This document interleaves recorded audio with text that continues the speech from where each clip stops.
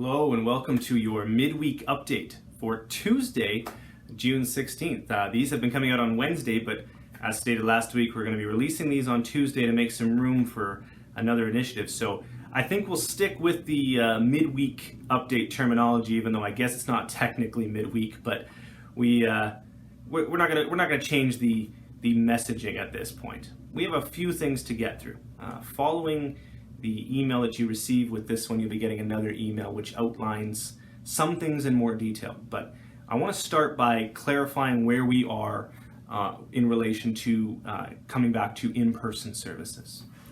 As many of you know, the government released new updates late last week about what we are and are not allowed to do. And one of the things they updated was the person limit that we can have. We are allowed to have up to a third of our capacity in our sanctuary. We spent a great deal of time talking about this among the leadership, and the problem we are facing is not so much the person limit. Even at 30 people, now specifically at a third of our capacity, it is, the numbers is not so much of an issue. There are a lot of things, though, that the government has put in place that we have, a lot of rules we have to follow if we were to go back to in-person services. Slowly, those rules are getting less and less strict, but even in the latest version, it is still very onerous on a lot of things, including cleaning and what we are and are not allowed to do during in-person services. And so we've gone back and forth on what how we'll approach this. We all feel very strongly that we are getting closer to being able to resume in-person services, but at this point the decision has been made to continue with virtual delivery of services. There are simply too many rules that it would be too cumbersome for us to follow at this point. I know many of you were hoping for a different answer, but we are hoping to reevaluate this again in the first or second week of July, and we're hoping that by then some of those extra rules will have been taken off. If you want to discuss this in more detail, please call me here at the office or email me, and I'll set up a time and discuss it with you. Unfortunately, I don't have time to address everyone's individual concerns in a format like this, but I do want to state, we strongly want to get back to in-person services. Everyone shares that goal, so please don't think that's not a priority. We are monitoring this incredibly closely. We are looking at all the rules. I'm talking with denominational leaders. We are talking with people in the medical field, people who will understand the rules, to understand exactly what we are and are not allowed to do. And at this point, the liability and the rules that they've put in place would just be too cumbersome. So for now, status quo with online delivery of services, and hopefully we are praying that that will change soon. The other thing that I want to mention today is the email you'll be getting after this will elaborate on this in more detail. But it is incredibly important that we be extra cautious in our programming in dealing with vulnerable populations. So children, seniors, youth. We have a responsibility, biblically and legally, to make sure that we are going about things the right way and that we are mitigating risk both to the church and to be keeping people safe. And so something many of you will no doubt be familiar with is our risk management training. Well, to make things very clear, we want to make sure that any volunteers working with children or youth or vulnerable seniors, so that includes people going to seniors' homes, and this isn't just people working with them, anybody who might be interested gets the appropriate training. Now, believe it or not, the training that we provide here through the church and through our denomination is top-notch, and it is offered for free.